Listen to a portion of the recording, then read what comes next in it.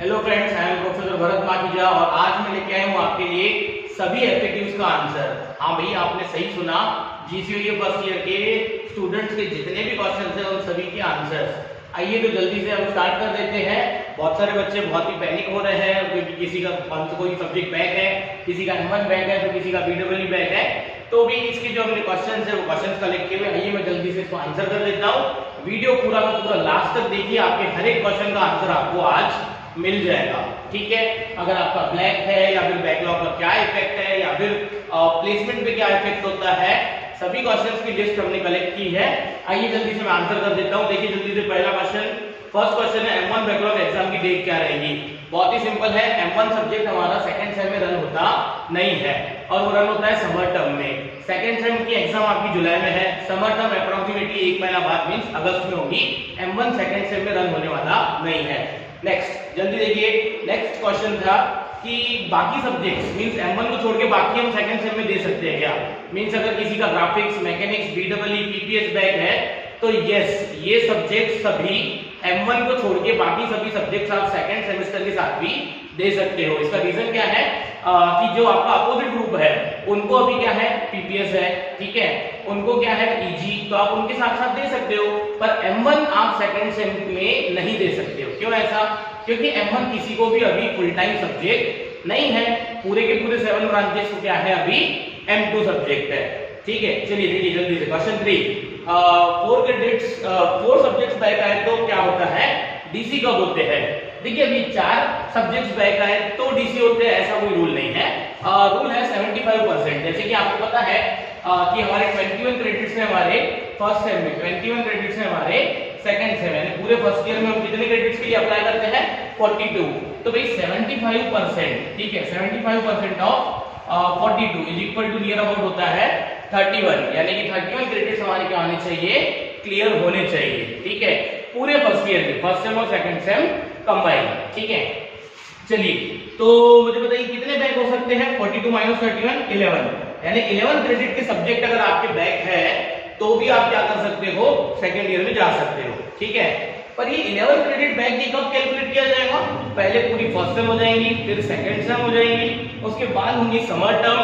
Summer term के बाद भी अगर आपके 11 से ज्यादा सब्जेक्ट्स अगर बैक है, 11 क्रेडिट से ज्यादा, सपोज किसी का M1 M2 केमिस्ट्री बैक है तो भाई 4 4 4 4 M1 4 M2 4 केमिस्ट्री, 12 क्रेडिट के सब्जेक्ट बैक हो गए तो वो सेकंड ईयर में नहीं जा सकता है। पर ये कब कैलकुलेट किया जाता है, समर टर्म के बाद।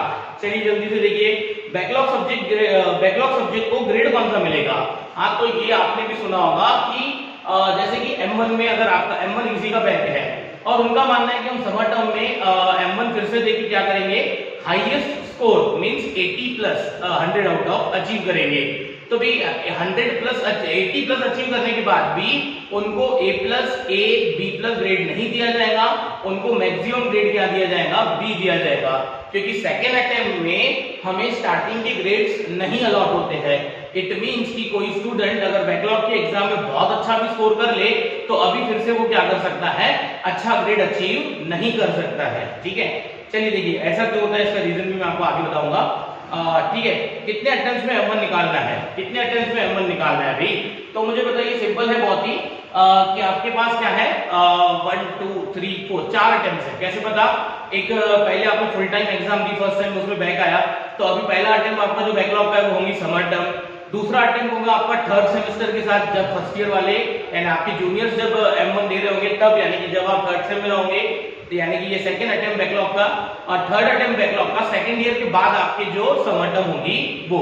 ठीक है, मींस एक रेगुलर अटेम्प्ट, टोटल 4 होते हैं, एक रेगुलर अटेम्प्ट और 3 बैकलॉग के, इसमें आपको ये क्लियर करना है। फिर किसी का क्वेश्चन होता है कि सर अगर इन 3 बैकलॉग के अटेम्प्ट में भी अगर क्लियर नहीं हुआ M1 तो भाई रूल ये है कि जब तक आपका फर्स्ट ईयर क्लियर नहीं होता तब तक आप थर्ड ईयर में जा नहीं सकते हो। ठीक है, ये बहुत सारे लोगों ने क्वेश्चन पूछा था। समर टर्म की डेट क्या रहेगी, समर टर्म की डेट मेरा रहेगी अप्रोक्सीमेटली अगस्त 23। अप्रोक्सीमेट डेट है, कंफर्मेशन नहीं दी है कॉलेज ने अभी तक। ठीक है, नेक्स्ट क्वेश्चन है, सब्जेक्ट निकल गया तो रीचेकिंग में डालना क्या। मींस किसी स्टूडेंट को 60 आउट ऑफ 22 मार्क्स है और टोटल हो रही है 40 या फिर 42। ठीक है, मींस उसका सब्जेक्ट क्लियर हो गया। कैसे पता, 1/3 मींस 20 आ गए, 22 आ गए 60 में से, और टोटल भी 40 प्लस है, तो और उनको लगता है कि मैंने पेपर पूरा अटेम्प्ट किया था और मुझे 22 नहीं मिलने चाहिए थे, 60 आउट ऑफ 40 या 50 मार्क्स मिलने चाहिए थे, ऐसा अगर आपको लगता है तो भी रीचेकिंग में डालना नहीं। क्यों ऐसा वो मैं आपको बता नहीं सकता हूं, पर ये मेरा पर्सनल एक्सपीरियंस है, हमने ऑब्जर्व किया हुआ है। आप क्या कर सकते हो, अगर सब्जेक्ट निकल गया है तो रीचेकिंग में मत डालिए, क्योंकि कभी-कभी क्या होता है मार्क्स कम भी होके आते हैं। ठीक है, चलिए M2 बहुत डिफिकल्ट है क्या? देखिए अब ये क्वेश्चन तो ऐसा है कि मैं आपको इतना बोल सकता हूं कि M2 के सभी यूनिट्स में इंटीग्रेशन यूज होता है, जैसे कि पहला unit differential equation, second unit differential equation. अब यार डिफरेंशियल कोएफिशिएंट को गायब करने के लिए यूनिवर्सल रूल है इंटीग्रेशन करो, और थर्ड यूनिट का नाम है मल्टीपल इंटीग्रेशन, चौथे यूनिट का नाम है न्यूमेरिकल इंटीग्रेशन। मींस जैसे आपके M1 में इंटीग्रेशन का पार्ट कम था क्योंकि वहां पे पार्शियल डिफरेंशिएशन था, इनफाइनाइट सीरीज था या फिर मैट्रिसेस था, तो वहां पे इंटीग्रेशन नहीं था। M2 में सभी यूनिट्स में इंटीग्रेशन होता है। पर अगर कोई पूछे मेरे से कि डिफिकल्ट है क्या, तो मैं बोलता हूँ डिफिकल्ट तो नहीं, पर M1 M2 M3 तीनों भी सेम लेवल ऑफ डिफिकल्टी के सब्जेक्ट्स है। ठीक है, चलिए कोई बात नहीं। पॉइंटर कैसे कैलकुलेट करें, पॉइंटर कैसे कैलकुलेट करेंगे उसके लिए हमारा पूरा वीडियो है एसजीपी सीजीपी कैलकुलेशन, आप जल्दी से जाके वो क्या कर सकते हो, वो वीडियो देख सकते हो। और फिर भी कुछ नहीं समझता है तो मुझे फिर से क्वेश्चन पूछिएगा। ठीक है, चलिए meaning of carry forward and proportionate. ठीक है, कैरी फॉरवर्ड और प्रोपोर्शनेट बहुत ही अच्छा क्वेश्चन है। देखिए कैरी फॉरवर्ड और प्रोपोर्शनेट का मीनिंग क्या होता है, यानी कि जब आप समर टर्म में अटेंड होंगे तो कॉलेज आपसे एक प्रश्न पूछेगा कि आपको कैसे एग्जाम देनी है समर टर्म की। मींस आपको एमएससी और टीए के मार्क्स कैरी फॉरवर्ड करने हैं कि आपको ईएससी को क्या करना है, प्रोपोर्शनेट करना है। अब रही बात कि ये कैरी फॉरवर्ड क्या होता है, भाई कैरी फॉरवर्ड यानी कि एमएससी और टीए की टोटल आपकी क्या होंगी, कैरी फॉरवर्ड होंगी। एमएससी और टीए की टोटल यानी क्या, भाई सपोज आपको 30 में से यहाँ पे कितने मार्क्स है 10, टीए में आपको कितने मार्क्स है भाई 5। ठीक है, तो ये 40 आउट ऑफ टोटल कितनी हो गई भाई 15। ये टोटल आपकी 15 एज इट इज कॉपी होंगी और आपको क्या करना पड़ेगा, ईएससी का पेपर देना पड़ेगा अगर आपने कैरी फॉरवर्ड किया तो, और आपको वहां पे लाने पड़ेंगे 25 मार्क्स। कैसे पता, क्योंकि आपकी ये 15 की टोटल सेम कॉपी पेस्ट होंगी। ठीक है, टाइम में कैरी फॉरवर्ड में। अब रही बात की प्रोपोर्शनेट, यानी कि प्रोपोर्शनेट का मीनिंग क्या कि भाई अगर किसी को ये टोटल क्या करनी है, आगे कंटिन्यू करनी नहीं है। ठीक है, तो प्रोपोर्शनेट का मीनिंग ऐसा होता है कि आप क्या कीजिए, एनसीएम का पेपर दीजिए, ये पुरानी टोटल जो है आपकी ये क्या हो जाएगी, वैनिश यानी डिलीट कर दी जाएगी। और फिर सपोज आपको 60 आउट ऑफ सपोज मार्क्स मिले कितने, सपोज 60 आउट ऑफ आपको मार्क्स मिले 45। ठीक है, टाइम में ईएससी में, और आपने क्या किया हुआ है, प्रोपोर्शनेट। प्रोपोर्शनेट किया है यानी कि आपको 60 में से 45 मिले, इसका मतलब 40 यानी एमएससी और TA 40 out of how much, यानी कि मेरे ख्याल से इसका आंसर कितना आएगा 30।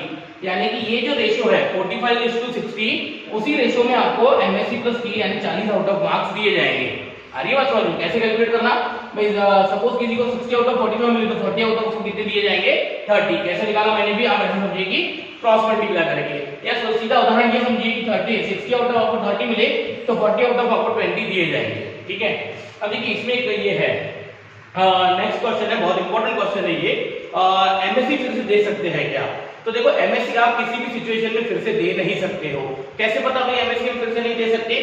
2019 के पहले ये रूल था कि आप अगर थर्ड सेमेस्टर के साथ M1 रन करते हो यानी कि फुल टाइम, तो आप क्या कर सकते हो, सिटी 1 सिटी 2 फिर से दे सकते हो, टीए भी फिर से अलॉट होंगे और आपकी ईएससी क्या होंगी, रिपीट। पर अभी 2019 के बाद जो न्यू रूल्स आए हैं यानी कि कैरी फॉरवर्ड और प्रोपोर्शनेट, उसमें आप दोनों ही सिचुएशन में क्या नहीं कर सकते हो, एमएससी और टीए फिर से अचीव नहीं कर सकते हो, एमएससी फिर से नहीं दे सकते हो। कैसे पता, देखिए कैरी फॉरवर्ड का मतलब कि पुरानी एमएससी और टीए की टोटल कॉपी पेस्ट कर दी जाएंगी यानी कि आगे फॉरवर्ड की जाएंगी। प्रोपोर्शनेट का मतलब आपकी पुरानी एमएससी और टीए की टोटल डिलीट की जाएंगी, जिस रेशियो में आपको मार्क्स मिले हैं ईएससी में बैकलॉग के एग्जाम में। ठीक है, उसी रेशियो में आपको क्या दिया जाएगा, अगेन एमएससी और टीए के 40 आउट ऑफ मार्क्स कैलकुलेट करके उसी रेशियो में दिए जाएंगे। मींस यानी कि आपको कैरी फॉरवर्ड हो कि प्रोपोर्शनेट हो, दोनों में भी एमएससी देने का अगेन यानी फिर से एमएससी देने का कोई रूल नहीं है। तो बहुत सारे बच्चों ने पूछा कि सर चूज कैसे करना है कि हम कैरी फॉरवर्ड करें कि प्रोपोर्शनेट करें? बहुत सिंपल है, अगर आपकी एमएससी और टीए की टोटल जो है 40 आउट ऑफ बहुत कम है, जैसे 40 आउट ऑफ 15 बहुत कम हो गया, तो आप क्या कीजिए भाई, प्रोपोर्शनेट कर दीजिए। ठीक है, आई बात समझ में? क्यों ऐसा, क्योंकि अगर आप इसको कैरी फॉरवर्ड करोगे तो आपको एमएससी में कितने लाने पड़ेंगे, 25 लाने पड़ेंगे। ठीक है, पर यही अगर आपकी 40 आउट ऑफ टोटल कितनी है, 25 है। ठीक है, तो आपको एमएससी में कितने लाने पड़ेंगे, 20, क्योंकि इंडिविजुअल पासिंग का रूल तो फॉलो करना पड़ेगा ना बेटा। आ रही है बात समझ में? तो एमएससी की टोटल अगर आपकी क्या है बहुत कम है तो ही प्रोपोर्शनेट कीजिए, एमएससी और टीए की टोटल अच्छी है तो आप कैरी फॉरवर्ड कीजिए। ठीक है, बहुत इंपॉर्टेंट कांसेप्ट है ये, आप जल्दी से इसको क्या कीजिए, नोट करना है तो नोट कर लीजिए, ठीक है। चलिए कब सेव करना और कब प्रोपोर्शनेट, ये मैंने आपको एक्सप्लेन किया, ठीक है। अभी पॉइंटर कैसे इंक्रीज करें, यानी कि अब देखिए अभी पॉइंटर कैसे इंक्रीज करेगा, मतलब क्या है, बहुत सिंपल है कि आपके जो बैक आ गए उसको छोड़ दीजिए, ठीक है। बैकलॉग के एग्जाम अभी क्या कीजिए, आप समर टर्म में दीजिए।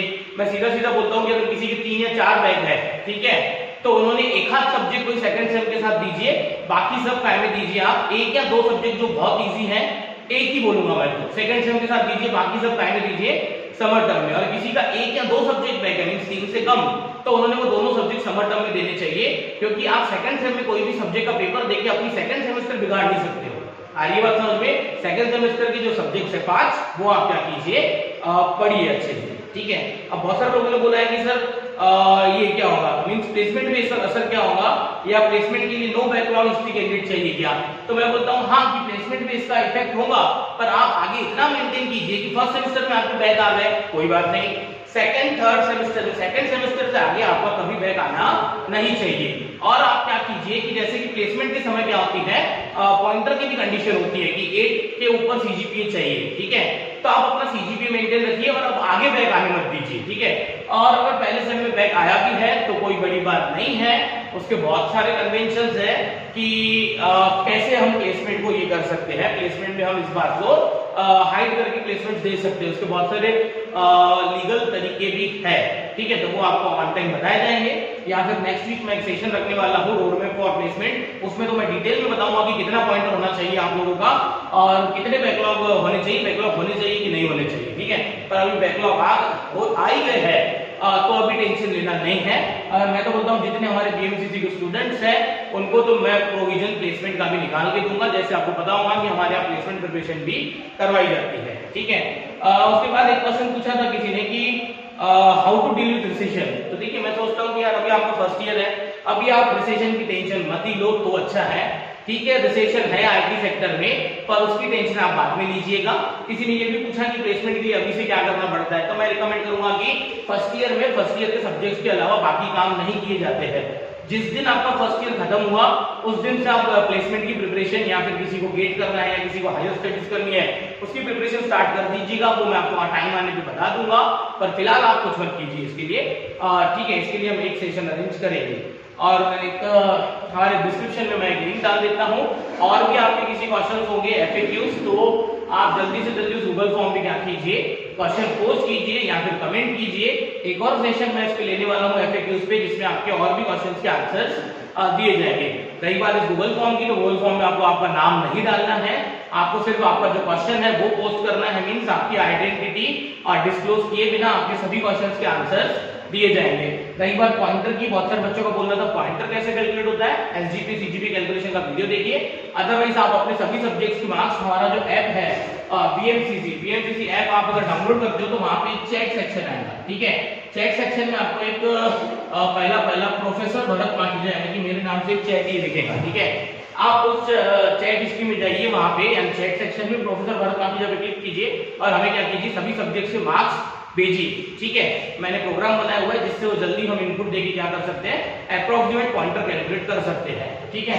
हमारा ऐप का जो चैट सेक्शन है वो आपको आपका पॉइंटर रिप्लाई कर देगा।